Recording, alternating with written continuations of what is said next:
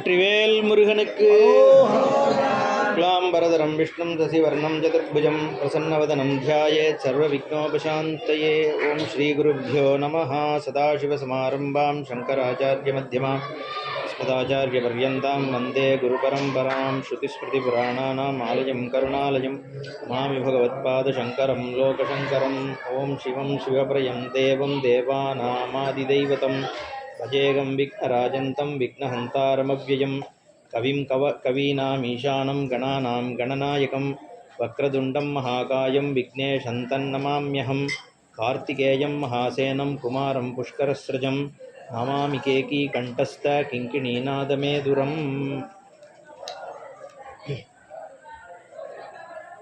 முருகனுடைய பாலலீலைகள் பற்றி பார்த்துட்டு இருந்தோம். சுவாமி பிரம்மாவை சிக்ஷை பண்ணி பிரணவத்தினுடைய தத்துவார்த்தமாக தானே இருக்கார் அப்படிங்கிறத காண்பிச்சார். சிருஷ்டிக்கு காரணமாக இருக்கிறதும் ஓம்காரங்கிற ஸ்வரூபந்தான். சிருஷ்டி வேதத்தினால் ஆனது தான் ஜெகத் சிருஷ்டி. ஏன்னா பிரம்மாவானவர் மானசபுத்திரர்களாக குழந்தைகளை உற்பத்தி பண்ணி அந்த மனுவும் மானசபுத்திரராக தான் தோன்றார். அதிலிருந்து ஜெகத் சிருஷ்டி ஆகிறது. அப்போது உலகம் முழுக்க ஒரு மனோ வியாபாரம் தான், மனசினுடைய இயக்கமாக தான் உலகம் இருக்குதுன்னு சாஸ்திரங்கள் சொல்லுது. வேதஸ்வரூபமாக சிருஷ்டி ஆகிறது வேத மந்திரங்கள்னால. அது மனோரூபமான சிருஷ்டி. அதனால் மோட்சங்கிறது நிஜமான உலகம் இருந்ததுன்னா அந்த உலகத்தை நீக்க வேண்டியிருக்கு. இங்கே உலகமே நித்தியம் இல்லை, நிலை இல்லாதது மட்டும் இல்லை, சத்தியமும் இல்லை, மாயா உலகம்தான். அப்படிங்கிற பொழுது ஞானத்தினால மோட்சம் கிடைக்கிறது. அதனால்தான் ஞானிகள் தான் முக்தர்கள்னு சொல்கிறோம். அதை காரணமாக தான் சிருஷ்டியே மானசமான சிருஷ்டின்றதுனால பிரம்மா தான் சிருஷ்டி பண்ணுறார் அப்படிங்கிறது முதல்ல சொல்லப்படுறது. அதுக்கும் மேலே உயர்ந்த தத்துவம் என்னன்னா அந்த வேதமே ஓம்காரத்தில் அடங்கியிருக்கு. ஏன்னா நான் அன்றைக்கே சொன்னேன், வாயை திறந்தா வர்ற ஒரே சப்தம் ஆ. நம்ம நாக்கை அப்படியே வச்சுட்டு உதட அசைக்காமல் வெறும்னா வாயை திறந்த உடனே ஒரு சப்தம் பண்ணோன்னா என்ன வரும்னா ஆன்றது தான் வரும். வாயை மூடினுன்னா ஒரே சப்தம் என்ன வரும், இம்முன்றது தான் வரும். அப்போ ஆக்கும் இம்முக்கும் நடுவில் தான் அத்தனை விதமான சப்தங்களும் இருக்குது. இதற்கு இடையில் இருக்கும் சப்தங்கள்ன்றது ஊங்கிறதுனால சொல்லப்படுறது. அகாரத்திலிருந்து மகாரத்திற்கு உட்பட்ட எல்லா சப்தங்களும் ஊவால் சொல்லப்படுறது. அப்போ ஆ ஊ மாவை சேர்த்தா உலகத்தில் இருக்கிற எல்லா சப்தங்களும் அதுக்குள்ளே அடங்கிடுறது. எல்லா சப்தங்களும் அடங்கிடுதுன்னா எல்லா பதங்களும் சொற்களும் அடங்கிடுது, எல்லா வாக்கியங்களும் அடங்கிடுது. எல்லா வாக்கியங்களும் அடங்கிறதுனால எல்லா பொருள்களும் அதுக்குள்ளே அடங்கிடுது. அப்படிங்கிறதுனால ஓம்காரமே எல்லாம், பிரணவம் தான் சர்வம் அப்படிங்கிறத காண்பிக்கிறதுக்காக முருகன் பிரம்மாவை சிக்ஷை பண்ணி, வேதம் சிரசு கிடையாது, வேதத்திற்கும் மேலாக இருக்கிறது ஓம்காரமாகிய பிரணவம் தான் அப்படிங்கிறத இந்த இடத்துல காண்பிச்சார். அதுதான் அதனுடைய பிரம்மா கதையினுடைய தாத்பரியம். அதுக்கப்புறம் அம்பாள் பரமேஸ்வரன் கூட உட்காண்டிருக்கும் பொழுது முருகனுடைய மகிமையை சொல்லணும் அப்படின்னு அம்பாளே சுவாமிகிட்ட கேட்குறா. பார்த்த உடனே உங்களோட புத்திரனுடைய மகிமையை எனக்கு நீங்கள் சொல்லணும்னு சொன்ன உடனே என்ன மாதிரி கேட்குறான்னா, ஆச்சரியமாக ரூபமாக இருக்குது முருகனோட ரூபம். ஆனால் அவருடைய பிரபாவங்கள் என்ன, வீரியம் என்ன, விபூதிகள் என்ன, மகிமைகள் என்ன, இதெல்லாம் சொல்லணும்னு ஈஸ்வரனை கேட்குறார். விபூதிஷ்சாஸ்ய காப்ரூஹி பிரிச்சந்தி மகா மஹ்யம் ஈஸ்வர இது சஞ்சோதிதா. அப்படி கேட்கப்பட்டவுடனே பரமேஸ்வரன் சொல்கிறார், ஈஸ்வரஹா ஹந்ததே கதையிஷ்யாமி ரகசியம் ஸ்ருணு சுந்தரி. ரகசியமான விஷயத்தை சொல்கிறேன். சிவோகம் நிஷ்கலஹா பூர்ணசக்தி துவம் அனபாயினி. நீ சக்தி ஸ்வரூபம், நான் சிவமாகிய மங்களமான நிஷ்கலமான ஸ்வரூபம். எனக்கு கலைகளும் இருக்குது, கலை இல்லாதவராகவும் இருக்கார் ஈஸ்வரன். அதான் நேற்றுக்கே நம்ம சொன்னோம் இல்லையா, அந்த 3 விதமான அவஸ்தை, ஜாகிரத் சொப்பன சுஷுப்தி 3 அவஸ்தை இருக்குது. அந்த 3 அவஸ்தையை நடத்துறதும் பகவான் தான், 3 அவஸ்தைக்கு அப்பாற்பட்டு இருக்கிறதும் பகவான் தான். அந்த அப்பாற்பட்டு இருக்கிறவரை பரமாத்ம ஸ்வரூபம்னு சொல்கிறோம். அதில் உட்பட்டு இருக்கிற ஸ்வரூபத்தை ஜீவாத்மான்னு சொல்கிறோம். இது ரெண்டும் ஒன்றே தான், ஜீவாத்மா தான் பரமாத்மா. அதை காண்பிக்கிறதுக்கு தான் ஆத்மா அர்ச்சனைன்னு பண்ணுறது. ஜீவாத்மாவாக இருக்கிற அதே ஸ்வரூபம் உற்சவராக இருக்கார். அதுதான் எல்லா இடத்துக்கும் போய் சஞ்சாரம் பண்ணிட்டு இருக்கு. ஜீவாத்மா பொருள்கள் மேலே சஞ்சாரம் நடக்கிறதோன்னு வாழ்க்கையில் வந்து இதை தேடி அதை தேடி போயின்னு இருக்கமே நம்ம. அந்த ஜீவாத்மாக யார் போய் அவர் தான் வெளியில் போகிறார். உபனிஷத்தில் 2 பறவை இருக்குன்னு ஒரு கதை வருது. துவாவ் சுபர்ணவ் சயுஜவ் சகாயவ் அப்படின்னு முண்டகோபனிஷத்தில் வந்து ஒரு கதை. 2 பறவை இருக்குது. ஒன்று வந்து அங்கங்கே போய் உணவு தேடிட்டு வருது, இன்னொன்று ஒரே இடத்துலையே இருந்துன்னு இருக்கு. அது போய் சஞ்சாரம் பண்ணிட்டு திரும்பி வந்து பார்த்ததுக்கப்புறம் அதுதான் நான் இங்கே எது உட்கார்ந்துன்னு இருக்கோ எப்போவுமே அந்த சுரூபந்தான் நான்றதை இது தெரிஞ்சுக்கிறதுன்ற மாதிரி ஒரு கதை. அது மாதிரி உற்சவமூர்த்தியாக இருக்கிறது வந்து ஜீவாத்மா, மூலஸ்தானமாக இருக்கிறது வந்து பரமாத்மா. அவர் எங்கேயும் போகிறதில்ல, சதா இதுவாக இருந்துன்னு இருக்கார் ஒரே இடத்துல. இந்த ஸ்வரூபம் தான் அந்த ஸ்வரூபன்றதை காமிக்கிறதுனால தான் ஆத்மார்ஜனையாக பண்ணுறது. ஒரே பகவான் தான் ரெண்டாவும் இருக்கார் அப்படிங்கிறது நேத்திக்கு வந்த அந்த கான்டெக்ட்னால இதை சொல்கிறேன். அப்போ இந்த இடத்துல நிஷ்கலமாக இருக்கிற ஸ்வரூபம் என் ஸ்வரூபம், சக்தியாக இருக்கிறது உன்னுடைய ஸ்வரூபம். நாம் 2 பேரும் பிரகிருதி பிரத்யேகமாக இருக்கோம். நீ என்னுடைய பிரகிருதி, நான் மீதி இருக்கிறது நான் என்னுடைய பாகமாக இருக்கிற அம்பாள்னு சொல்கிறேன். அப்படி இருக்கோம் நம்ம 2 பேரும். சப்தார்த்த கௌமத்தௌ தொம் சப்தா அர்த்தா அஸ்மியம். நீ வந்து சப்தமாக இருக்க, அதனுடைய அர்த்தமாக நான் இருக்கேன்.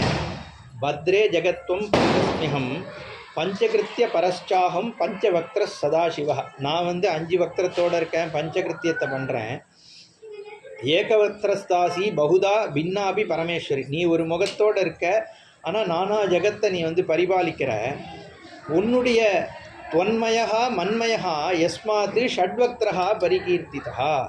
என்னோட இந்த 5 வக்திரங்களும் உன்னோட அந்த ஒரு முகமும் சேர்ந்து 6 முகமாக சுப்பிரமணியராக இருக்காருன்னு அப்படி ஆரம்பிக்கிறார். முருகனுடைய தத்துவம் என்ன அப்படிங்கிறது சொல்லும் பொழுது பார்வதி பரமேஸ்வரனுடைய ஐக்கியம்தான் சுப்பிரமணிய சுவாமி. அதனால் 2 சுவாமியாக வேண்டாமல் ஒரே சுவாமியாக வேண்டுறோம். இங்கே ஐக்கியம்ன்ற பொழுது சிவன் அம்பாள் 2ம் சுவாமிக்குள்ளே அடங்கிடுது. அது மாதிரி அர்த்தநாரீஸ்வர தத்துவமாக எப்படி சுவாமி ஏற்கனவே வந்து சுவாமி அம்பாளாக இருக்காளோ, இங்கே சக்தியோட ஐக்கியமாகிறார். பரமேஸ்வரனுடைய சக்தியாக தானே உத்பவம் பண்ணுறார். ஒரு இடத்துல தாரகன்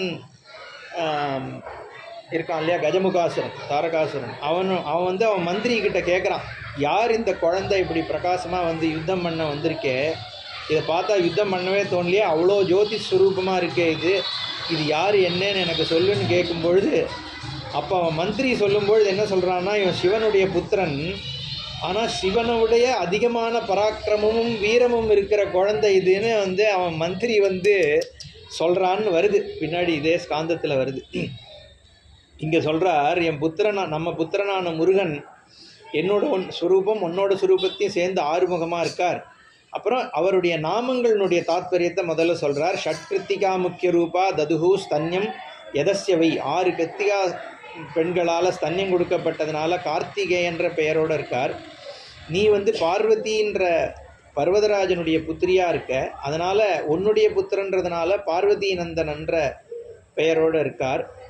அப்புறம் 3 உலகத்தையும் சஞ்சாரம் பண்ணி, அந்த நேற்றுக்கு பார்த்தோம் இல்லையா, சர்வ அண்ட சராச்சரங்கள் எல்லாத்தையும் சஞ்சாரம் பண்ணி விளையாட்டாக எல்லாத்தையும் அவர் தான் வந்து கண்ட்ரோல் பண்ணுறார் அப்படின்னு பார்த்ததுனால ஸ்கந்தகான்ற பேர் அதுலேருந்து வருதான். ஏன்னா யதா அஸ்கந்த த்விகர்மனே ஜெகத்ரயம், 3 லோகத்தையும் போய் வேகமாக போய் சஞ்சாரம் பண்ணி அதை நிர்வாகப்படுத்துறதுனால ஸ்கந்தன்ற பெயர் வந்திருக்கு. அப்புறம் கிரி சம்பவம்னு ஒரு பெயர். எனக்கு வந்து அக்னின்னு ஒரு பெயர் உண்டுன்ற சுவாமி பரமேஸ்வரன் வந்து அக்ரம் நயாமி அக்னிஹி, எல்லாருக்கும் முன்னாடி இருந்து நடத்தி போவதனால எனக்கு அக்னின்னு ஒரு பெயர். என்னுடைய புத்திரனா அவன் இருக்கிறதுனால அவனுக்கு அக்னி பூன்னு ஒரு பெயர். இது ஒரு அர்த்தம். அவரே இன்னொன்று என்ன சொல்கிறாருன்னா, என்னுடைய நெற்றிக்கண்ணிலிருந்து வந்த அக்னினால் வந்ததுனாலையும் அவனுக்கு அக்னி பூன்னு ஒரு பெயர் உண்டு. அப்புறம் சொல்கிறார், அக்னிபூரிதி புத்திரஹா சுக்ரூஹு சுருபிஹி ஈரிதா குஹா. அதுதான் நம்ம சொன்னமே, குஹேதி தஹராகாசா வேதாந்தேஷு இஹ பட்டியதே. 2 அர்த்தம் சொல்கிறார். குஹன்னு ஏன் பெயர் அப்படின்னா, வேதாந்தத்தில் இருக்கக்கூடிய ரகசியமான தாத்பரியத்தில் யார் அந்தர்யாமியாக இருந்துருக்காரோ, யாரை வந்து வேதாந்தத்தினுடைய ரகசியங்கள் காண்பிக்கிறதோ அந்த ஸ்வரூபன்றதுனால அவனுக்கு குஹன்னு ஒரு பெயர். தஹராகாஷா வேதேந்தேஷு பட்டியத்தை. இன்னொன்று வந்து வேதாந்தங்கள் வந்து ஒரு தஹராகாசம்னு ஒன்றுத்த சொல்கிறது. தஹராகாசம்னா நம்ம ஹிருதயத்துக்குள்ளே ஒரு ஆகாசம் இருக்குன்னு.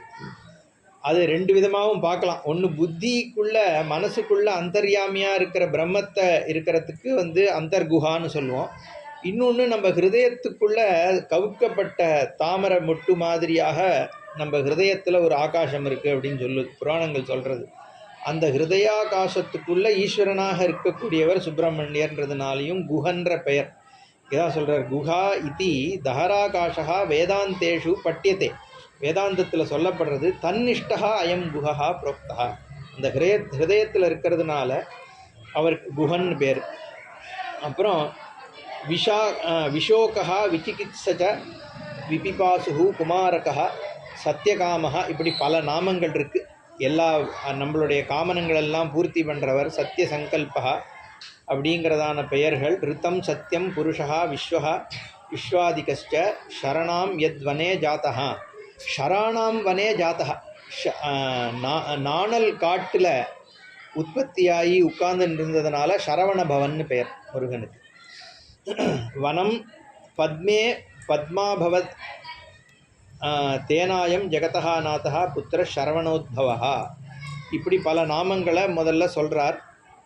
அப்புறம் பிராமணானாம் அகம் தேவகா. பிராமணர்கள் பொதுவாக பரமேஸ்வரனை வந்து உபாசிக்கிறா. அதை விட மிக அதிக பிரியமாக சுப்பிரமணியரை வந்து உபாசிக்கிறான்னு இங்கே சொல்கிறார். சுதராம் மத்சுதா பிரியா சுப்பிரமணியா சம் ஆக்கியாதா. அப்படி பிராமணர்களுக்கு பிரியமாக இருக்கிறவர் அப்படிங்கிறதுனால சுப்பிரமணியர்ன்ற பெயர் அவருக்கு இருக்குது அப்படின்னு சொல்கிறார். ஆமனன்யத்யாத்மனா யஸ்மான் மகாசேனாத்ம சம்ஹதி சாசேன எது அதீனஹா அயம் மகாசேன. சேனைகள் முழுக்க அவர்களுக்கு அதீனமாக இருக்கிறதுனாக மகாசேனன் அப்படின்னு ஒரு பெயர் இருக்குது. கங்கையினால் கொண்டு வரப்பட்டதுனால காங்கே என்ற பெயர் முருகனுக்கு இருக்குது. இப்படி பல நாமங்களை சொல்கிறார். சேனானின்னு ஒரு பெயர் உண்டு. சேனானீனாம் அகம் ஸ்கந்தஹா அப்படின்னு பகவத்கீதையில் வந்து கிருஷ்ணர் சொல்கிறார். பரமேஸ்வரனாக தானே அங்கே தன்னை சொல்லிக்கிறார். எல்லாம் எங்கெங்கே எதுவாக நான் இருக்கேன் அப்படின்னு சொல்லும்பொழுது சேனானிக்களில் வந்து நான் ஸ்கந்தனாக இருக்கேன் அப்படின்னு அங்கே கிருஷ்ணர் சொல்கிறார். அதுக்கு சங்கர பகவத்பாதால் பாஷ்யத்தில் வந்து ஸ்கந்தஹாக்கு தேவசேனாபதிஹி அப்படின்னு தான் அங்கே வியாக்கியானம் கொடுக்குறார். ஸோ அங்கே வந்து முருகனை வந்து தேவசேனாபதியாக தான் சொல்கிறார் ஆதிசங்கரர். அப்போது கீர்த்திதானி மயா ஷஸ்வன் முக்திதாயின் கிலாத்மனாம் ஏகமபி ஏன கேனாபி நமஹா ஸ்கந்தஸ்ய கீர்த்தையே. அப்படி முருகனுடைய புகழை சொல்லிட்டு போகிறார் அம்பாள் கிட்ட. முருகனை வந்து யாருடைய இந்த நாமங்கள்லாம் எப்படிப்பட்டதுன்னா, இந்த நாமங்களை சொல்கிறதுனால 4 புருஷார்த்தங்களும் சித்திக்கிறது. தர்மார்த்த காம மோட்சம்ல புருஷார்த்தங்கள்லாம் சித்திக்கிறது அப்படின்னு சொல்லி இந்த சச்சிதானந்த ரூபமாக இந்த முருகனுடைய எந்தெந்த இடத்துலலாம் அவனுடைய வியாப்தி இருக்குதுன்னு சொல்கிறேன்னு சொல்லி அதையும் சொல்கிறார். இது சொல்லி முடிச்சுட்டு யுத்தத்துக்கு போயிடுவோம். அடுத்தது நேர தாரக வதத்துக்கு தான் இன்றைக்கி ஆரம்பிக்கிறது. இருந்தாலும் இந்த இடத்துல பரமேஸ்வரன் சொல்கிறாருன்றதுனால இதை சொல்கிறேன்.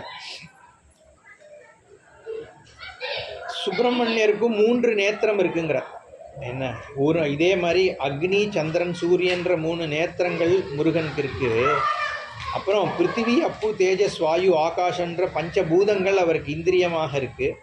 அப்புறம் அந்த விஸ்வரூபத்தில் சொன்ன விஷயங்கள்லாம் இவரும் சொல்கிறார். அவருடைய பாதம் வந்து திக்குகளாக இருக்குது, அதெல்லாம் சொன்னார் இல்லையா. நாபி வந்து ஆகாசம் நாபியாக இருக்குது அப்படிங்கிற விஷயங்கள்லாம் இங்கே முருகனுடைய விஸ்வரூப விஷயத்தெல்லாம் பரமேஸ்வரனும் அம்பாள் கிட்ட சொல்கிறார்.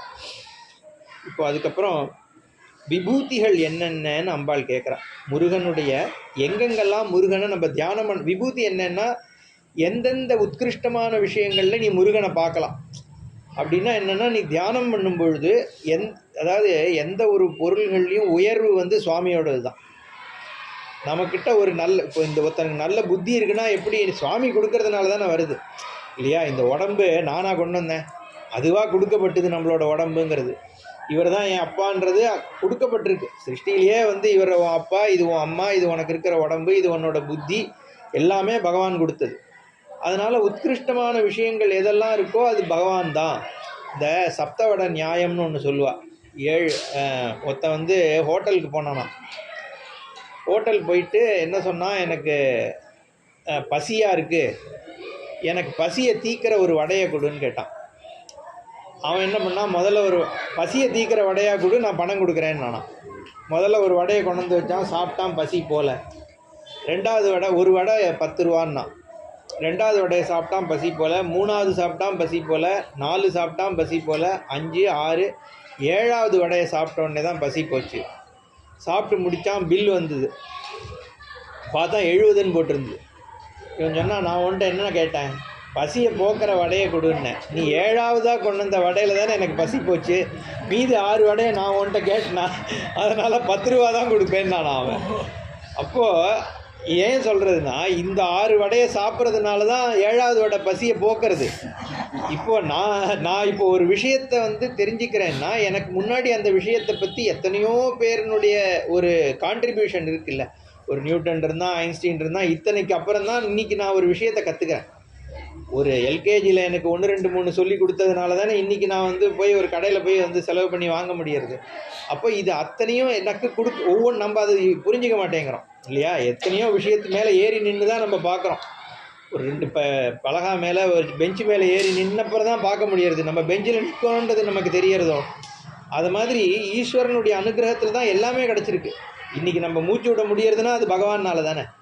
அப்படி இருக்கும் பொழுது எதில் நான் தியானம் பண்ணுறது, எல்லாம் ஈஸ்வரன் தான் சரிப்பா.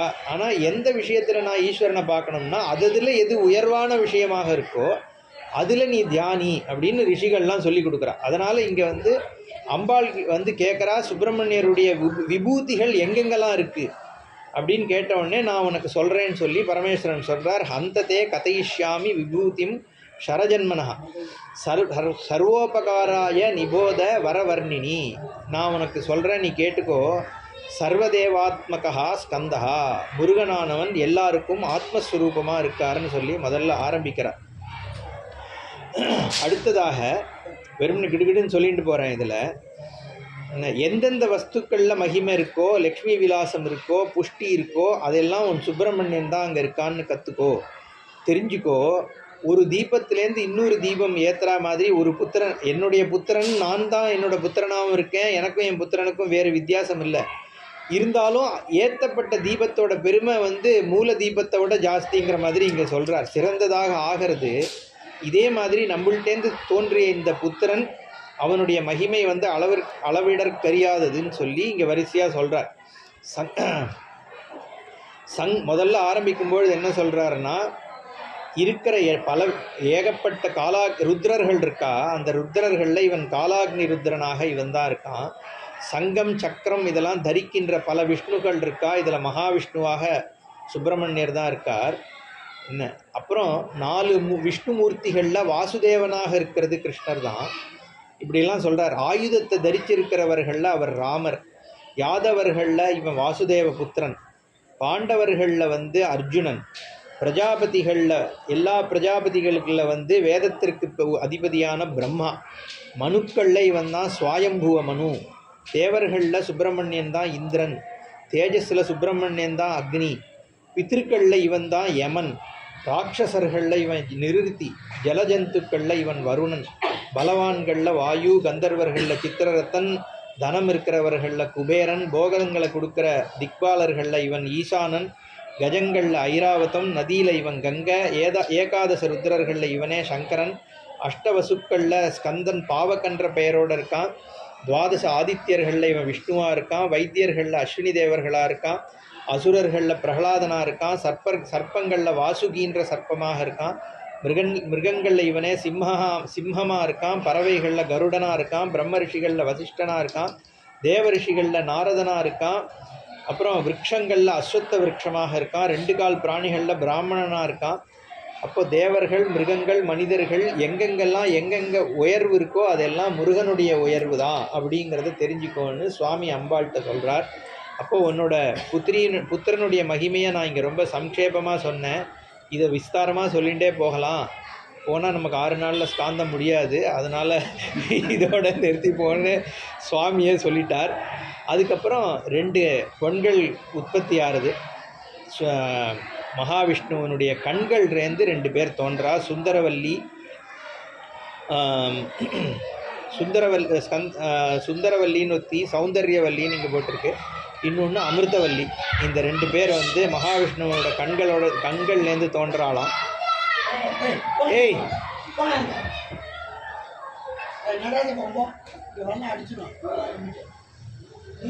அந்த 2 பேரும் சுப்பிரமணியனை வரிக்கணும்னு சொல்லி தபஸ் பண்ணுறா.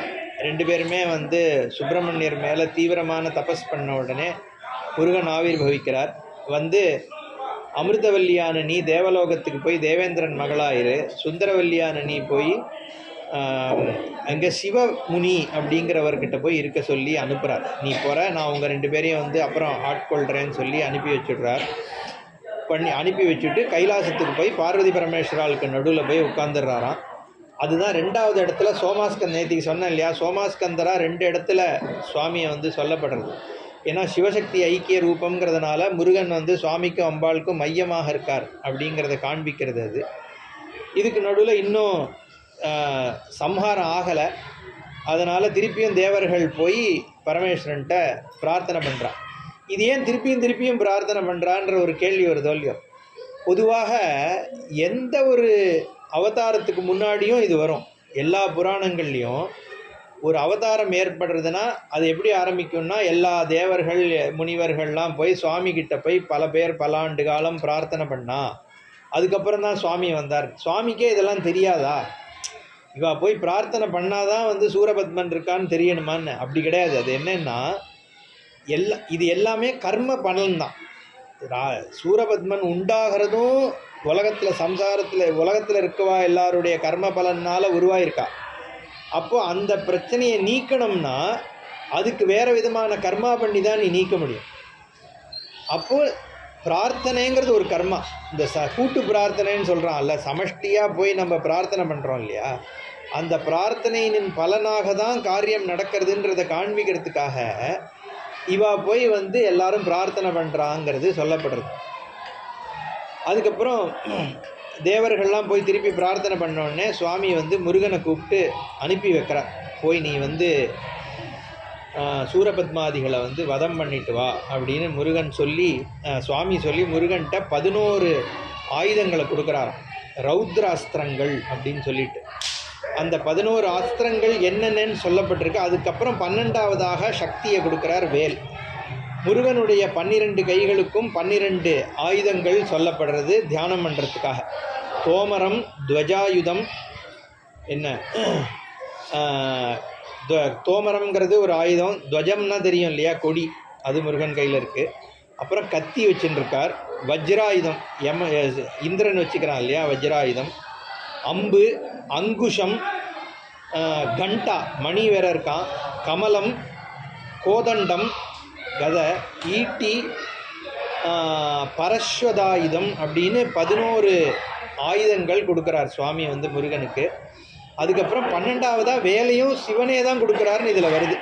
சக்தி ஆயுதத்தை வந்து மகாதேவன் தான் வந்து கொடுக்குறார் அப்படின்னு சொல்லி இங்கே இந்த ஆயுதங்களை கொடுத்து நீ போய் சூரபத்மாதிகளை வதம் பண்ணிட்டு வா அப்படின்னு சொல்லி 1,00,000 குதிரைகள் பூட்டிய ரதத்தையும் கொடுக்குறார் முருகனுக்கு. அதுக்கப்புறம் இந்த வீரபாகு முதலானிய 9 வீரர்கள் உற்பத்தி ஆனா இல்லையா, வீரபாகு, வீரகேசரி, வீரமார்த்தாண்டன், அவ எல்லாரையும் அந்த 9 வீரர்கள், அப்புறம் லட்சோபலட்சம் கணங்கள் உற்பத்தி ஆயிருக்கு அவளுடைய உடம்புலேருந்து. இவா எல்லாரையும் கொடுத்து 108 படைத்தலைவர்கள் தேவசேனாதிபதியான முருகனுக்கு வந்து கொடுத்து அனுப்பி விடுறார்.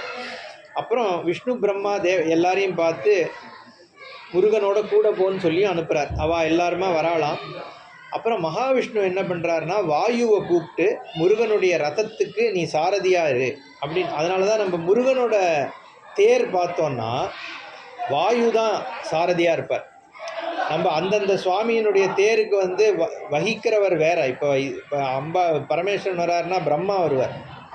இங்கே வந்து வாயு தான் வந்து சுவாமி அழிச்சின்னு வர்றது. அதேமாதிரி கொடியுமே பார்த்தா முருகனுக்கு வந்து யானை, சிவனுக்கு வந்து ரிஷபந்தான் வந்து சிதம்பரத்தெலாம் பார்த்தா அது. அதாவது அந்தந்த சுவாமிக்கு வந்து வெவ்வேறு விதமான கொடி, வேறு வாகனம், வேறு மந்திரம், எல்லாமே வேறு. நம்மளோட சாஸ்திரங்கள் வந்து வேதம் என்ன பண்ணுறதுன்னா அந்தந்த தேவதையினுடைய ரூபத்துக்கு ஏற்ற மாதிரி எல்லாமே. இப்போ நம்ம இந்த திக்பந்தனம் பண்ணும்போது பார்த்தா ஒரு திக்குக்கு ஒரு தேவதை, அந்த அந்த தேவதைக்கு வேறு மந்திரங்கள், அந்த தேவதைக்கு வேறு கத்தியம், அந்த தேவதைக்கு வேறு ராகம், வேறு தாளம், இது எல்லாமே வெவ்வேறு. ஏன்னா அந்த அந்த எந்த திக்கை பார்த்துருக்கோ அந்த திக் தேவதைக்கு எந்த திக்கை பார்த்துக்கிறதோ அதுக்கு ஏற்ற மாதிரி. இப்போ நவகிரகமே அப்படி தானே, சனிக்கு இருக்கிறத வந்து நீ குருவுக்கு கொடுக்க முடியாது. குரு ஏன்னா அந்தந்ததுக்குன்னு ஒரு கேரக்டர் இருக்குது. அதனால் அது அந்த மந்திரத்தினால தான் நீ பண்ணணும். அதனால தான் நம்ம ஊரில் வந்து ஒவ்வொரு பிரச்சனைக்கும் ஒரு கோவிலில் வந்து பரிகாரம். இதுக்கு நீ கர்ப்பரக்ஷாம்பிகைக்கு போ, அதுக்கு வந்து ஏன்னா அந்தந்த கேரக்டருக்கு ஏற்ற மாதிரியான அந்த தேவதை இருக்குது. மற்ற ரிலீஜன்லாம் பார்த்தா எல்லாம் ஒரே காமன் பிரார்த்தனை தான். நம்ம இதில் அப்படி கிடையாது. வேறு தேவத்தையும் வேறு, அதுக்கு நீ பண்ணுற பரிகாரமும் வேறு. ஒன்றுக்கு வந்து நீ எள்ளில் விளக்கு ஏற்றுன்பா, இன்னொன்றுக்கு வந்து நெய் தீபம் ஏற்றுன்னுவா, இன்னொன்றுக்கு வந்து அக்ஷதை போடுன்னு அந்த மாதிரி சொல்கிறேன் ஒரு பேச்சுக்கு. இப்படி ஒவ்வொன்றுக்கான அது மாதிரி இந்த இடத்துல வாயுவை வந்து முருகனுக்கு வந்து வாகனமாக வைக்கிறார். ஏன்னா வீரத்தினுடைய அடையாளம் தானே. வாயுவினுடைய வேகத்தில் மனோவேகமாக பறக்கிறார் சுவாமி. இங்கே வந்து சிவன்னும் போது வேத மந்திரங்களுடைய அதிபதிங்கிறதுனால பிரம்மா உட்காண்டிருக்கார். இவர் வந்து வாயு சஞ்சாரமாக சர்வவியாபியாக போயின்னு இருக்காருன்றதுனால முருகனுக்கு வாயு தான் வந்து தேரோட்டியாக இருக்கார். இதெல்லாத்தையும் எடுத்துகிட்டு இவர் கிளம்புறார், யுத்தத்துக்கு கிளம்புறாராம். துந்துபிகள்லாம் முழங்கிறது, புஷ்ப வருஷங்கள் பொழியறதான். முனிவர்கள்லாம் ஜடையை விரிச்சு போட்டுன்னு ஆடுறாளாம் ஆனந்தமாக. கிண்ணறர்கள் கந்தர்வர்கள்லாம் சங்கீதம் பாடுறாளாம். ரிஷிகள்லாம் வேத மந்திரங்களால் ஆசீர்வாதம் பண்ணுறாளாம். ரிஷி பத்னிகள்லாம் கானம் பாடுறாளாம். அப்புறம் தேவர்கள்லாம் ஒவ்வொருத்தரும் இந்த வீரபத்ரன் முதலானவர்களுக்கு வந்து ஆயுதங்கள் பலவற்றை வந்து கொடுக்குறாளாம். இதெல்லாத்தையும் எடுத்துட்டு முருகன் கிளம்புறார். அந்த கணங்கள்லாம் வந்து யுத்தத்துக்கு கிளம்பி கந்தமாதன பர்வதத்தை நோக்கி போகிறது. யானைப்படைகள், குதிரைப்படைகள், காலாட்படைகள் இதையெல்லாம் வந்து முருகனுடைய சைன்யமாக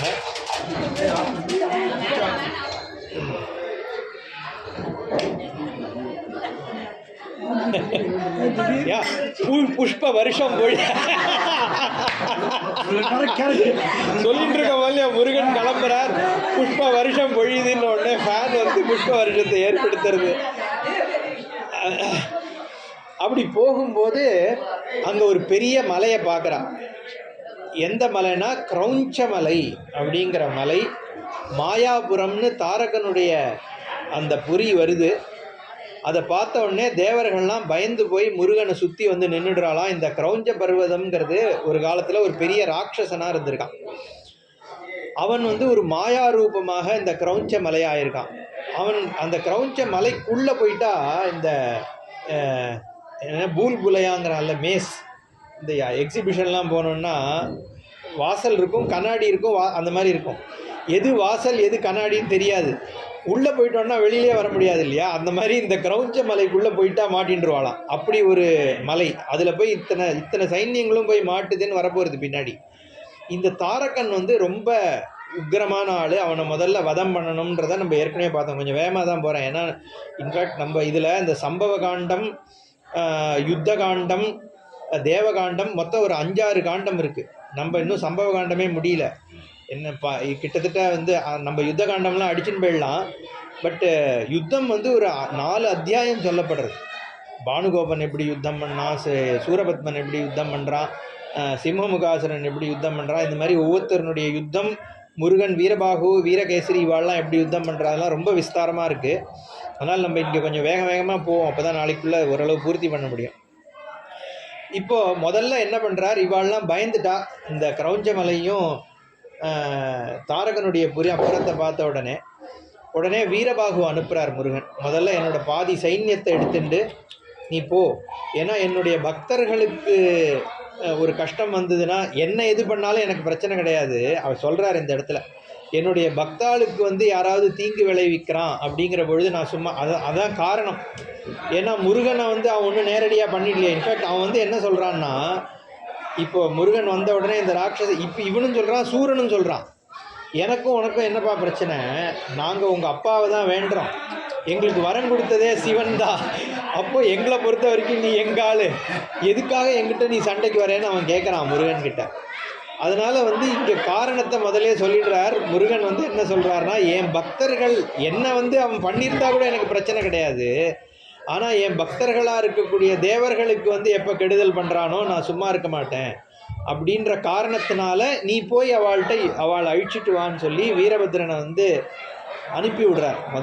முதல்ல கிரௌஞ்சத்தையும் இவனையும் தாரகாசுரனையும் நீ வதம் பண்ணிட்டு வா அப்படின்னு சொன்ன உடனே தாரகாசுரனுடைய அந்த பட்டினம் இருக்கே, அங்கே பலவிதமான கெட்ட சகுனங்கள் வந்து ஏற்படுறதான். இந்த மாதிரி அது வரிசையாக சொல்லப்படுறது, ரத்த வருஷம் பொழியறது, வந்து திடீர்னு ஏதோ இறந்து விழறது, அங்கங்கே தீ பற்றிக்கிறது, இந்த மாதிரி வந்து கெட்ட சகுனங்கள்லாம் வந்து அசுரலோகத்தில் ஏற்படுறதான். ஏன்னா முருகன் வந்து யுத்தத்துக்கு ரெடி ஆகிட்டார்ன்றதுனால. ஆனால் அவனுடைய புத்தியில் வந்து இந்த மாதிரி வர்றதுன்றது தெரியல. விதியினால் அவனும் முருகன் யுத்தத்துக்கு வராருன உடனே அவனும் யுத்தத்துக்கு ரெடி ஆகிட்டான். எப்படி வந்து ஒரு விட்டில் பூச்சிகள்லாம் வந்து விளக்க பார்த்து ஓடுதோ அது மாதிரி அவனுடைய சைன்யங்கள்லாம் முருகனை நோக்கி வருது அப்படின்னு வந்து திருஷ்டாந்தம் கொடுக்குறார். ஏய்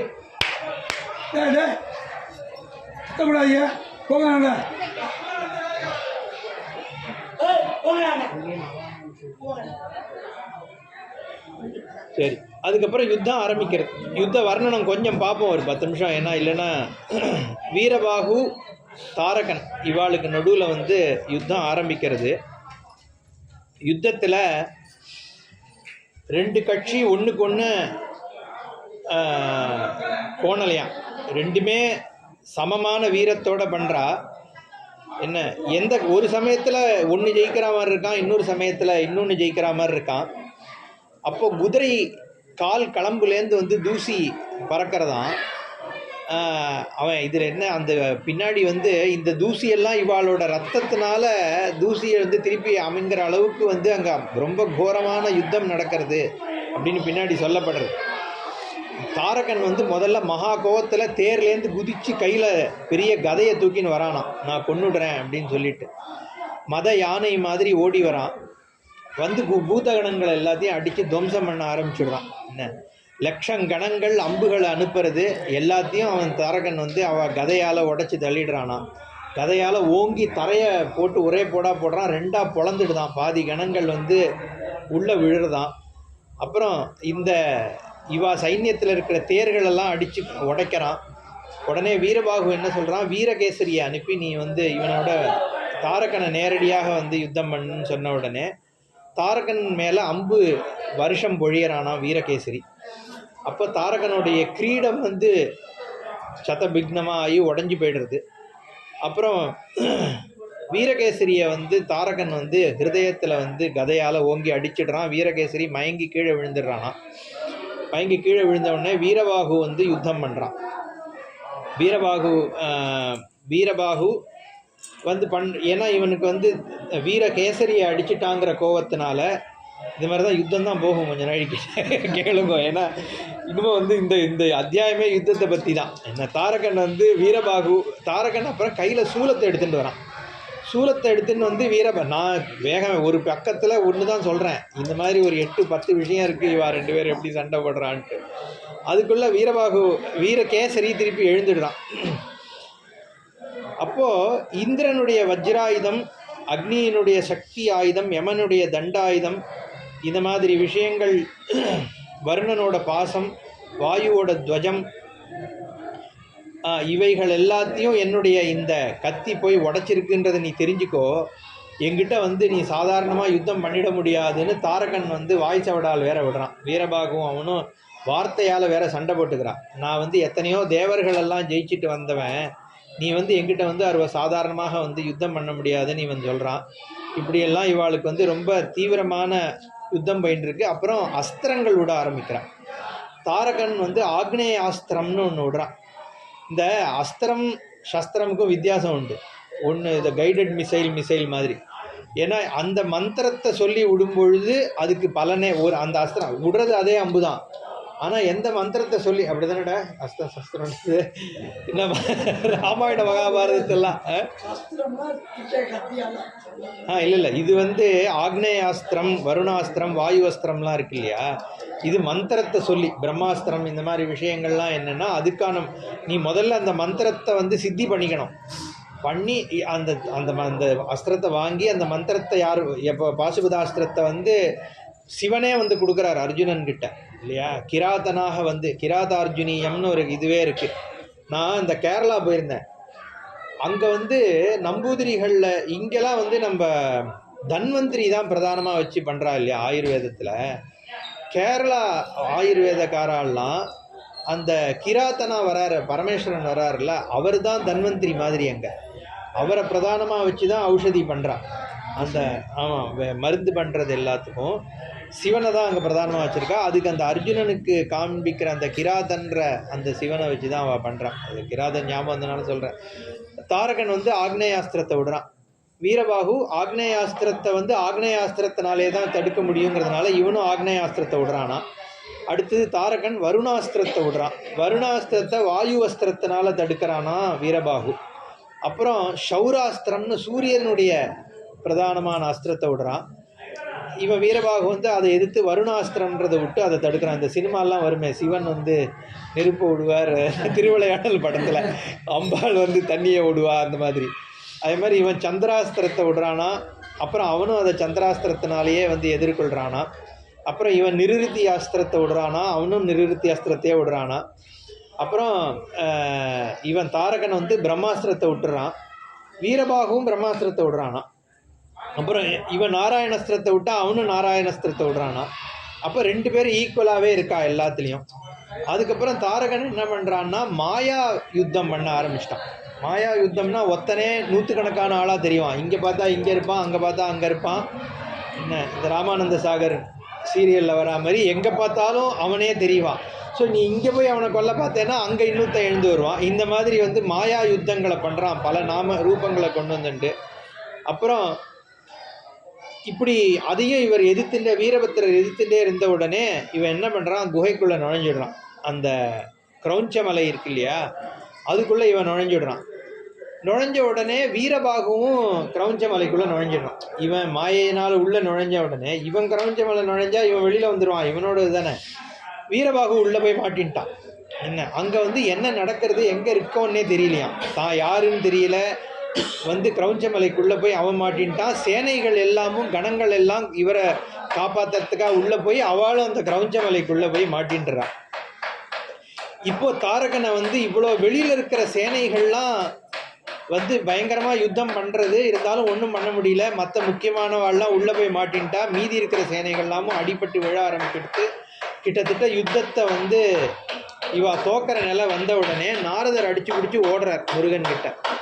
ஓடி போய் இந்த மாதிரி ஆயிடுத்து, இவ அத்தனை சேனைகளும் கிரௌஞ்ச மலைக்குள்ளே போய் மாட்டின்ட்டா, இப்போ என்ன பண்ணுறதுன்னு தெரியல அப்படின்ன உடனே முருகன் என்ன சொல்கிறார், மாமாஸ்ருதானாம் லோகேஸ்மின் குதோ பீதிஹி குவச க்ஷதிஹி அப்படின்னு சொல்கிறார். என்ன வாக்கியம்னா, என்னை யாரெல்லாம் ஆசிரியிக்கிறாளோ இந்த உலகத்தில் அவளுக்கு ஏது பயம் அப்படின்னு இங்கே வாக்கியம் இருக்குது. இதிலிருந்து தான் அந்த யாமிருக்க பயமேன் அப்படின்னு முருகனுடைய அந்த வாக்கியம். ஐ திங்க் இதையே வந்து அந்த கந்தபுராணத்தில் கச்சியப்ப சிவாச்சாரியார் சொல்லியிருப்பார்னு நினைக்கிறேன். அதை இங்கே சமஸ்கிருதத்தில் சொல்கிறார். நான் இருக்கும் பொழுது எதுக்காக வந்து உங்களுக்கெல்லாம் பயம்னு இவர் வாக்கியம் கொடுக்குறார். மத்பக்தா துவேஷ்டியோ மோகாத்து சமாம் துவேஷ்டி நராதமாக. என் பக்தர்களை யார் துவேஷிக்கிறாளோ அவள்லாம் என்ன துவேஷிக்கிறவர்களுக்கு சமமாகிறார்கள். ந சகேகம் துராத்மானம் சகே மை அபராச்சினம். என்ன அபராதம் பண்ணவனை நான் சகிச்சுப்பேன், ஆனால் துராத்மாக்களாக இருந்துட்டு என்னுடைய வத்யகா மம ஜகதி அஸ்மின் அப்பி சக்ராபி, அது இந்திரனாவே இருந்தாலும் மத்பக்த என்னுடைய பக்தர்களுக்கு வந்து யார் தீங்கு பண்ணுறாளோ அவளை விடமாட்டேன்னு சொல்லி மத்பக்த போஷகானேவ புஷ்ணாமி பிருத்திவீத்தலே, உலகத்தில் வந்து என்னுடைய பக்தர்களை காப்பாற்றுறது தான் என்னோட வேலைன்னு சொல்லிட்டு முருகன் கிளம்புறார். கிளம்பி அவர் வந்து நேரடியாக யுத்தம் வரார். 2 சமுத்திரங்கள் ஒன்றோடு ஒன்று அடிச்சுக்கிற மாதிரி தாரகனுடைய படையும் ஸ்கந்தனும் நேரவாகவே வந்து ஒன்றுக்கு ஒன்று மோதிக்கிறதான். அப்போ தான் அவன் கேட்குறான், இது யார் அப்படின்னு கேட்குறான்.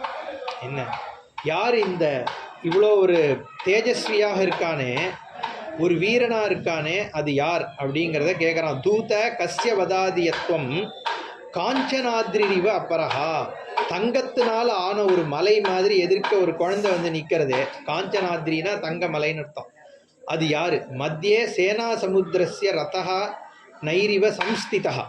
இந்த பெரிய சேனை கடலுக்கு நடுவில் கூட அவன் தனியாக தெரியறான்ல என்கிட்ட ஒரு ரத்தத்தில் நின்றுண்டு. பாதி நானா மணிமயா, பல மணிகளோடு பிரகாசிக்கின்ற விசித்திர துவஜ மண்டிதா, பல விசித்திரமான கொடிகளோடு கூட இந்த ரத்தத்தில் இருக்கின்ற மணிகணங்களோடு இருக்கக்கூடிய பிரகாசமான ரத்தத்தில் இருக்கிற இவன் யார்? கோடி அர்க்க சங்காஷகா, கோடி சூரியன்களுடைய பிரகாசத்திற்கு சமமாக யார் இருக்கானோ அவன் யார்? பாசித திகந்தரஹா துஷ்பிரேக்ஷ சமரே சாட்சாத்து காலாக்னிரிவ கக்ஷகா, காலாக்னி மாதிரி ஜொலிச்சின்னு இருக்கிற இந்த பையன் யார்? கோயம் பூம்னா சுராநீக்க வந்திதா அனந்த விக்ரமா, எல்லையில்லாத ஒரு சக்தியோடு இருக்கிறவனாக இருக்கானே இவன் யார் அப்படின்னு சொல்லி அவனை பற்றி கேட்கவும், அவன் சர்வேஷாமேவ தேவானாம் சோயம் ரக்ஷாபரப் பிரபு, எல்லா தேவர்களையும் ரட்சிக்கின்ற பிரபுவாக இருக்கின்றவன் இந்த குழந்தை. சமக்ர பல வீரியோசௌ சரண்ய சரணைரிணம், எல்லா விதமான பலங்களும் எந்த ஸ்வரூபத்துக்கிட்ட இருக்கோ அந்த பலமுடையவன் இவன். சம்போஹோ சாட்சாத்து ஜெகத்பர்த்து, சம்புவனுடைய புத்திரன், உலகத்தை காப்பாற்றக்கூடியவன். சர்வஜா அதிகா பலே. முருகன் வந்து இந்த இடத்துல தான் சொல்கிறார், சாட்சாத் பரமேஸ்வரன் யார் உலகத்தை தாங்கின்னு இருக்கானோ அவனை விட அதிக பலம் இருக்கிறவன் இவன் அப்படின்னு இந்த வாக்கியம். சம்போஹோ சாட்சாத்து ஜெகத்பர்த்து, ஜெகத்தை தாங்கின்னு இருக்கக்கூடிய பரமேஸ்வரனை காட்டிலும் சர்வஜாத் அதிகா பலே, பலத்தில் அதிகமானவன் அப்படின்னு இவனை வந்து இன்ட்ரடியூஸ் பண்ணுறானா. சத்தியே தைரியேச்ச சாமர்த்தியே ஷராசன விகர்ஷனே சௌபாகியம் அஸ்ய கந்தர்ப்ப தர்ப்ப நித்ரா வனௌஷதம் காமாந்தக புரக்ஷ்வேல தக்ஷாத்வர ஹரோஹரஹ. இவனை வந்து பரமேஸ்வரனியுடைய புத்திரன், பரமேஸ்வரனை பற்றிய விவரணம்லாம் இங்கே வருது. அப்போது ஒரு க்ஷணம் என்ன பண்ணுறது அப்படிங்கிறதுனால வந்து மோகிக்கிறானா இவனை. இந்த குழந்தைய பார்த்துட்டு தாரகன் மன்மதனுக்கு ஒப்பான ஒரு காந்தியோட ஒருத்தன் இருக்கானே, இவனை என்ன பண்ணுறது?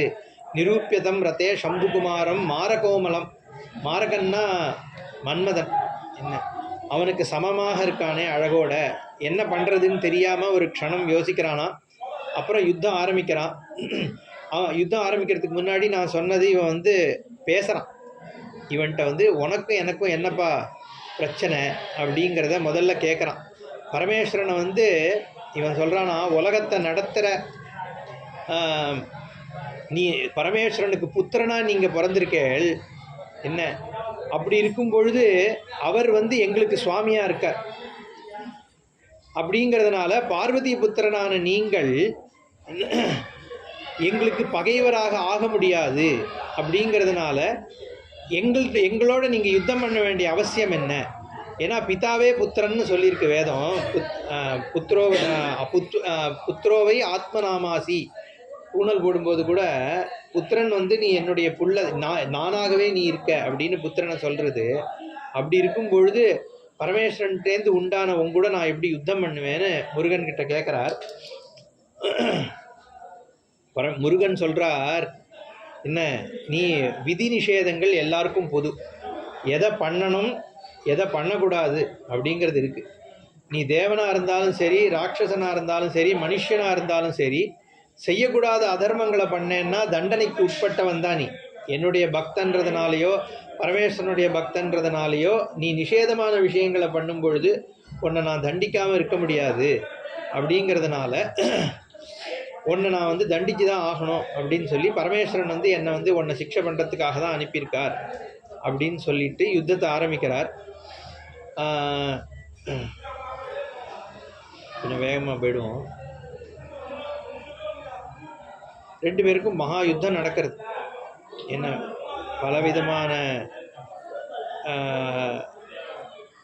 இப்போ எப்படி இதுக்கு முன்னாடி அவா ரெண்டு பேருக்கும் யுத்தம் நடந்ததோ இந்த மாதிரி சேனைகள் ரெண்டுக்கும் யுத்தம் நடக்கிறது. முருகன் வந்து தாரகனுடைய சேனைகளை நிறைய பிரம்மாஸ்திரங்கள் வழியாக அழிக்கிறார்.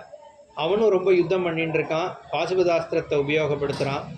இவரும் அதை வந்து எதிர்த்து சண்டை போட்டுருக்கார். இப்படி ரெண்டு பேருக்கும் மகா யுத்தங்கள் ஒன்று மாற்றி ஒன்று நடந்துட்டுருக்கு. ராமராவணையோர் யுத்தம், ராமராவணையோர் யுத்தம் இவன் சொல்கிற மாதிரி இவா ரெண்டு பேருக்கும் நடக்கிற யுத்தம், இவா ரெண்டு பேருக்கும் நடக்கிற யுத்தத்துக்கு தான் ஓமையாக சொல்ல முடியும். அப்படின்னு சொல்கிற அளவுக்கு மாற்றி மாற்றி மாற்றி மாற்றி யுத்தம் நடந்துட்டுருக்கு. அதுக்கப்புறம் கடைசியாக ஏன் இவ்வளோ விஸ்தாரமாக சொல்லப்படுறதுன்னா, இது எதனாலையுமே எந்த அஸ்திரங்கள்னாலையுமே பண்ண முடியாத விஷயம். கடைசியில் கையில் வேலை எடுக்கிறாராம் முருகன். அது வரைக்கும் வேலையே எடுக்கலை. அந்த வேலை எடுத்த உடனே அதனுடைய சக்தி பிரகாசம் 10 திக்குகளையும் பிரகாசிக்கிறதா. அவ்வளோ ஒரு சக்தி வாய்ந்ததாக அந்த வேல் எடுத்து போட்ட அடுத்த க்ஷணத்தில் தாரகன் அழிஞ்சிடுறான். கிரௌஞ்சமலை அழிஞ்சிடுறது. ராட்சசர்களுடைய சேனைகள் அந்த ஒரு வேல் போட்ட அந்த க்ஷணத்தில் முழுக்க அப்படியே களைஞ்சு போயிடுதான். யுத்தம் முடிஞ்சு போயிடுதான். அதுக்காக தான் இத்தனை பக்கமாக இதை பண்ணா அதை பண்ணா அது இது முதல்லயே வேலை எடுத்துருக்கலாம் இல்லையா.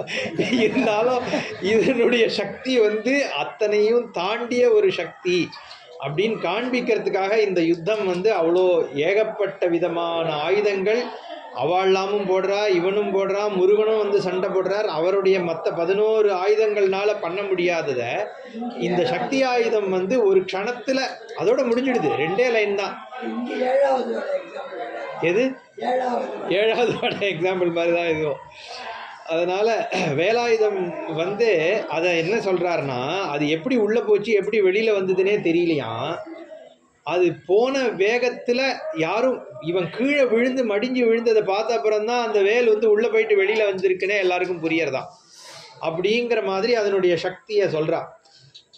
அது இதுக்கு தத்துவார்த்தமாக பார்த்தோன்னு இப்போ எல்லாத்துக்கும் ஒரு தத்துவார்த்தம் பார்க்கணும் இல்லையா. வேல் இந்த ஆத்ம ஞானம் இருக்கே, அந்த ஞானம் எப்போ அந்த டக்குன்னு அந்த க்ஷணம் ஞானம் ஏற்பட்ட உடனே எல்லா காமனங்கள் சர்வ சம்சயங்கள் அந்த க்ஷணத்தில் நம்ம தெரியறதுக்கு முன்னாடி விட்டு போய்டுறதான். இத்தனை நாளாக நான் இதை கூட தெரியாமல் இப்படி அஜ்ஞானியாக உலகத்தில் சுற்றின்னு இருந்தேனே, இந்த க்ஷணத்தில் அந்த ஒருத்தன் ஞானி ஆகிடுறான்னா அத்தனை விஷயமும் தடால்னு விழுந்துடுதான். அது ஆனது கூட தெரியாத மாதிரி. அதுக்கு சமமாக இந்த வேலானது, ஏன்னா வேல் போய் குத்தி கிழிச்சிடுதோணும். இவ்வளோ அஜ்ஞானம் புத்தி சம்சாரம் துக்கம் எல்லாம் உட்கார்ந்துட்டுருக்கு. ஒரு ஞானம்ன்ற வேல் உள்ளே போய் குத்தி அத்தனையும் ஒரு க்ஷணத்தில் கிழிச்சிட்டு வெளியில் வந்துடுதான் முருகனுடைய அந்த ஞான சக்தியானது. அதனால தான் ஞான சக்தி முருகன் ஞான குருவாக தானே பார்க்குறோம். குமர குரு பரன்னு சொல்கிறோம்ல, குரு பரன் அப்படிங்கிறதாகிய, ஏன்னா பரமேஸ்வரனுக்கே பிரணவோபதேசம் பண்ணாருன்றது ஒன்று.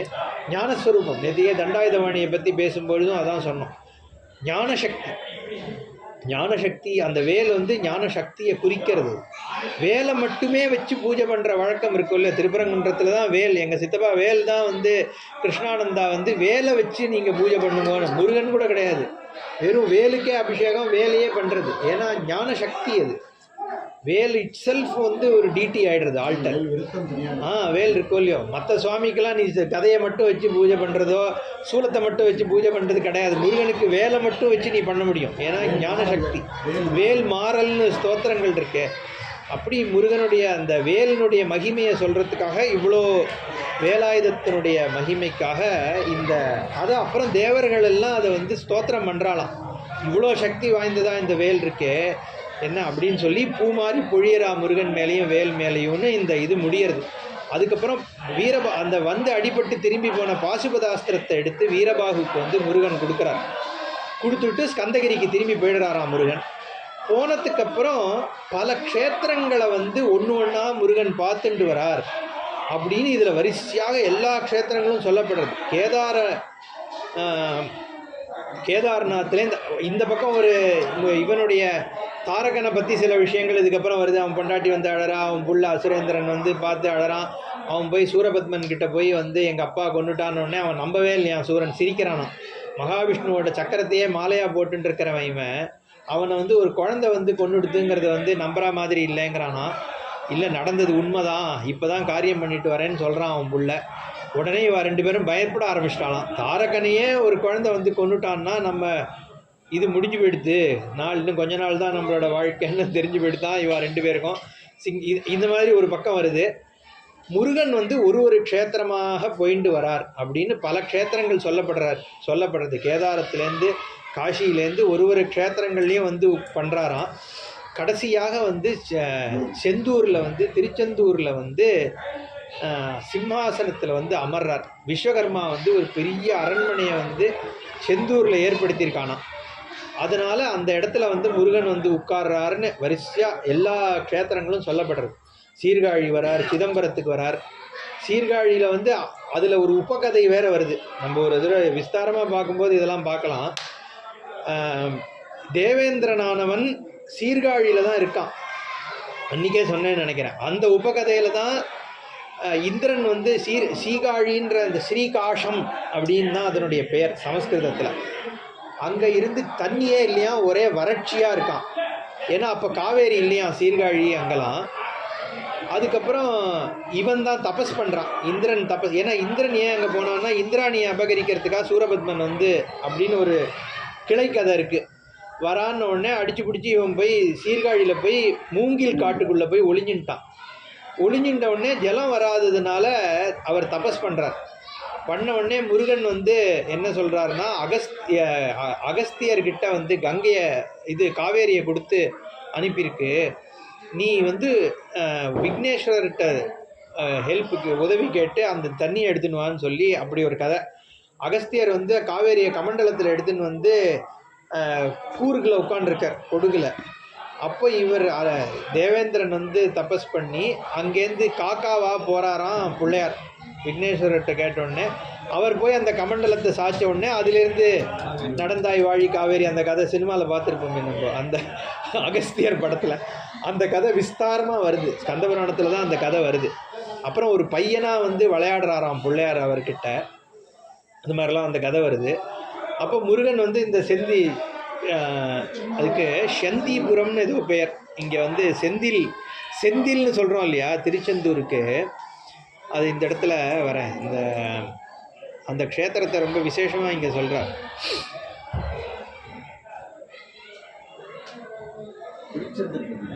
திருச்செந்தூர் தான். அதை இங்கே சமஸ்கிருதத்தில் அதுக்கு ஒரு பெயர் இருக்குது, அதான் பார்த்தேன். சரி, சயந்திபுரமோ ஏதோ ஒரு பெயர் ஒன்று வந்து இங்கே நாமம் சொல்லப்படுது. சரி, அப்புறம் பார்ப்போம். அது அப்படி அங்கே போய் இதில் போய் உட்காந்துட்டார். அங்கே போய் திருச்செந்தூரில் உட்காந்து சண்முகத்தை காண்பிக்கிறாராம்.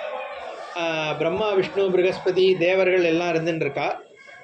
அப்போ வந்து இந்த அசுரர்கள் எப்படி உருவானா அந்த கதையை எனக்கு சொல்லணும்னு முருகன் கேட்குறார். அப்படிங்கிறதோட இந்த சம்பவ காண்டம் முடியறது. முதல்ல சம்பவ காண்டம்னா உற்பத்தி, முருகனுடைய உற்பத்தி.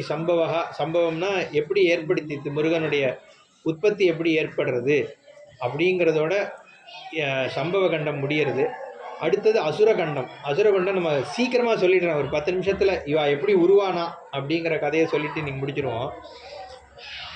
காஷ்யபர், நான் சொன்னேன் ஏற்கனவே, ராட்சசர்கள் தேவர்கள் மனுஷர்கள் எல்லாம் காஷ்யபர்கிட்டேருந்து உருவானவா தான். அந்த காஷ்யப மகரிஷியை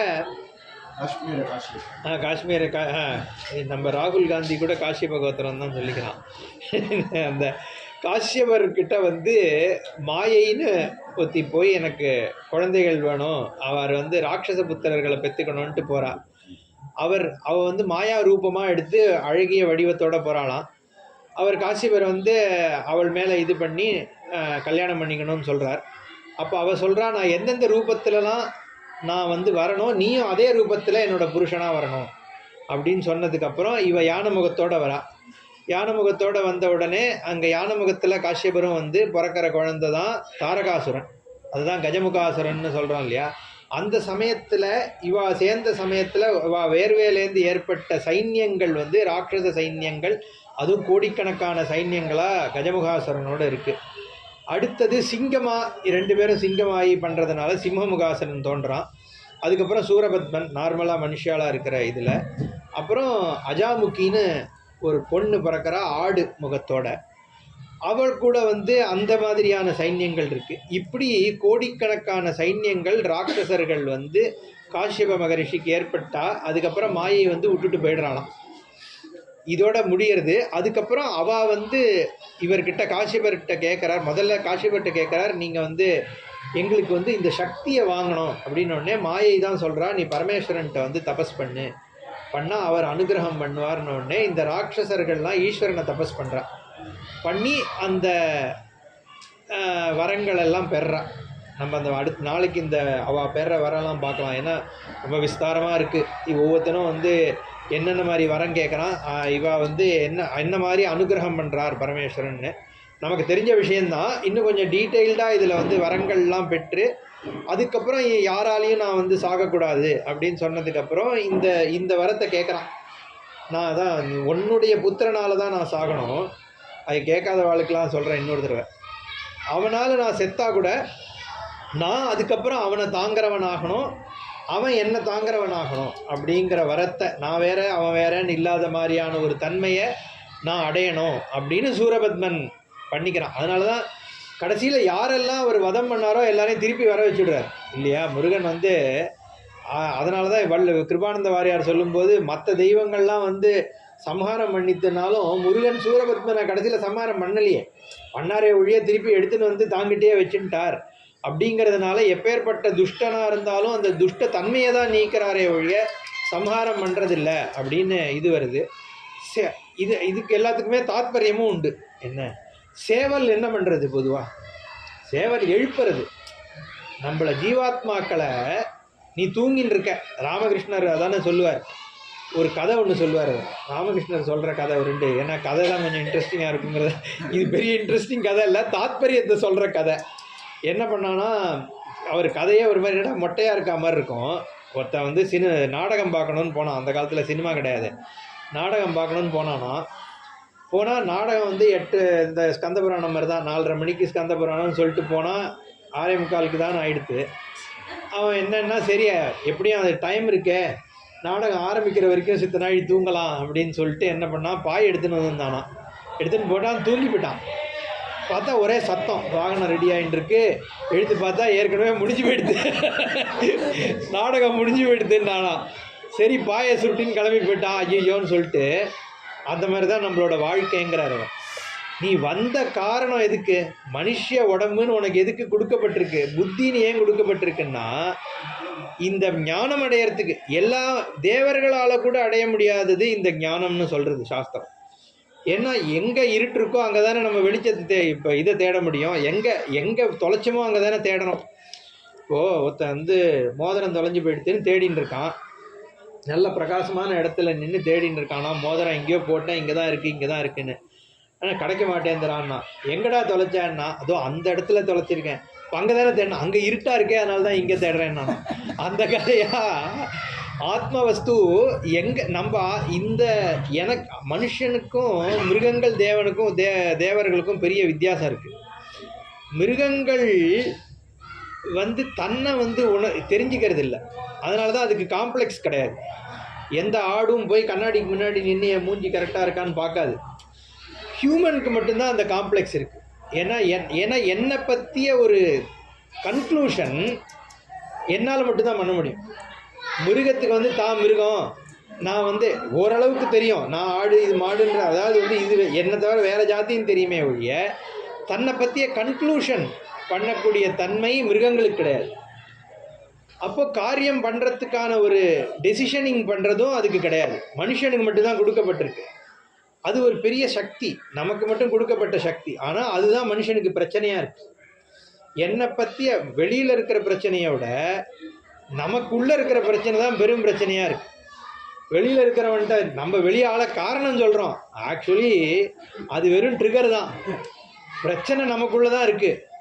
என்ன, அதாவது ஒரே விஷயம் ஒருத்தனுக்கு கோபத்தை ஏற்படுத்துது, இன்னொருத்தன் சந்தோஷமாக எடுத்துக்கிறான்ல. இப்போ ஒரு பொருள் இருக்குது, நான் இந்த லேப்டாப் வேணான்னு விற்கிறேன்னா, எனக்கு பிடிக்கலன்னு விற்கிறேன், இன்னொருத்தன் இதை தனக்கு பிடிச்சிருக்குன்னு வாங்குகிறான்.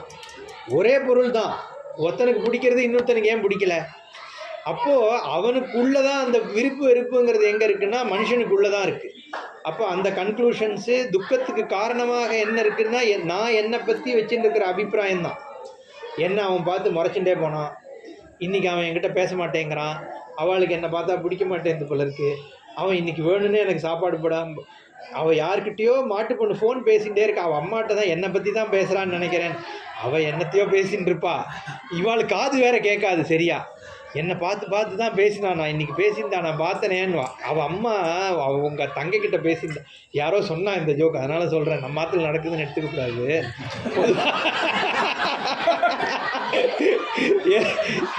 என்ன ஆஃபீஸ் போயிட்டு வந்தோடனே சொல்லுவாளாம், உங்கள் அம்மா வந்து பேசியிருந்தா உங்கள் தங்கையிட்ட தான் பேசினா, என்னை பற்றி தான் பேசினான்னு நினைக்கிறேன், நான் கிட்ட வந்தோடனே வாய்ஸ் சவுண்டை குறைச்சுட்டா அப்படின்னு சொல்லுவாள்.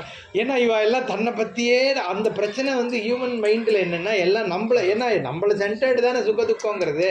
ஆத்மனஸ்து காமாய சர்வம் பிரியம் பவதின்னு எல்லாம் தனக்காக தான் உலகத்தில் இயங்குகிறோம் நம்ம. ஆனால் ஏன் அது நடக்கிறது? நம்மளை பற்றி வந்து கன்க்ளூட் பண்ண முடியறது. அங்கே யாரால் தன்னை பற்றி கன்க்ளூட் பண்ண முடியறதோ அவள் தான் தன்னுடைய ஆத்ம ஞானத்தையும் அடைய முடியும். ஏன்னா மிருகங்கள்னாலேயோ தேவர்கள்னாலேயோ ஆத்ம ஞானம் அடையிற சரீரம் அது கிடையாது. அதனால தான் ஜந்தூனாம் நரஜன்ம துர்லபம்னு சொல்லியிருக்கு. மனுஷன் அரிது அரிது மானிடராய் பிறத்தல் அரிது. ஏன்னா மானிட பிறவியில் மட்டும்தான் ஞானம் அடைஞ்சு மோட்சம் கிடைக்கக்கூடிய ஒரு விஷயம் இருக்குது. அப்போ அதை பண்ணாமல் அந்த ராமகிருஷ்ணர் கதைக்கு வரேன். எல்லாம் என்ன பண்ணுறோம், வாழ்க்கையில் எதையோ தேடி ஓடின்னு இருக்கோம், தூங்குகிறோம். தூங்கிட்டு பார்த்தா முடிஞ்சு போயிடுது. வயசு 70 ஆகிடுது. ரிட்டையர்மெண்ட்டுக்கு அப்புறம் வந்து இதெல்லாம் பற்றி படிக்கலான் இருக்கேன் சார். ஆனால் ரிட்டையர்மெண்ட்டுக்கு அப்புறம் பல் இருக்காது, நடக்க முடியாது, காது கேட்காது, புத்தி ஒன்றும் புதுசு விஷயத்தை இது பண்ணாது. ஏற்கனவே 67 வருஷமாக சம்சாரத்தில் உழந்துட்டு இருந்தாச்சு. இதுக்கப்புறம் திடீர்னு ஞானோதயம் பிறக்க போகிறதா? அதனால் வயசான வாழ்க்கை சொல்லலை. நான் எல்லாரும் உடனே ஒரு ஹேண்ட் பார்க்குறாரு, அவ்வளோதானே. அப்போ அதனால் வந்து அந்த அவர் அதுக்காக சொல்ல வந்தேன். இந்த பாய சுருட்டின்னு போன கதையாக அப்போது அது எழுப்புறாராம் முருகன். சேவல் வந்து என்ன பண்ணுதுன்னா எழுப்புறது எல்லாரையும், வா வான்னு. அப்போ இந்த மோட்சத்தை தேடி வாப்பா, நான் அபயம் கொடுக்குறேன், என்னோடய சரணாரவிந்தத்தை நீ சரணடை, உனக்கு கொடுக்குறேன்னு அந்த சேவல் வந்து எழுப்புறது. அந்த சக்திதரனாக ஞான சக்தியாக இருக்கக்கூடிய முருகனுடைய அந்த தாத்பரியத்தை இது சொல்கிறது. ஏன்னா வெறும் கதை சொல்லி என்ன யுத்தம் எவன் அடித்து தெரிஞ்சு என்ன பண்ண போகிறோம்? தாத்பரியம் தெரிஞ்சால் தான் நமக்கு அதில் ஒரு உபயோகம் வருது இல்லையா? அதுக்காக சொல்கிறேன். நாளைக்கு வந்து மீதி யுத்தத்தை பார்த்துட்டு இதோட பூர்த்தி. பாராயணமும் கிட்டத்தட்ட நாளைக்கு இந்த சம்பவ காண்டம் வரைக்கும் தான் முடியும்னு நினைக்கிறேன். அதனோட காத்தால் பூர்த்தி பண்ணிடலான்னு ஆயிடுச்சு. ஓம் பூர்ணமத பூர்ணமிதம் பூர்ணாத் பூர்ணமுதச்யதே பூர்ணஸ்ய பூர்ணமாதாய பூர்ணமேவாவசிஷ்யதே. ஓம் சாந்தி சாந்தி சாந்தி. ஹரி ஓம் ஸ்ரீ குருப்யோ நம. ஹரி ஓம். வெற்றிவேல் முருகனுக்கு. நம பார்வதி பதயே. ஜானகி காந்த ஸ்மரணம்.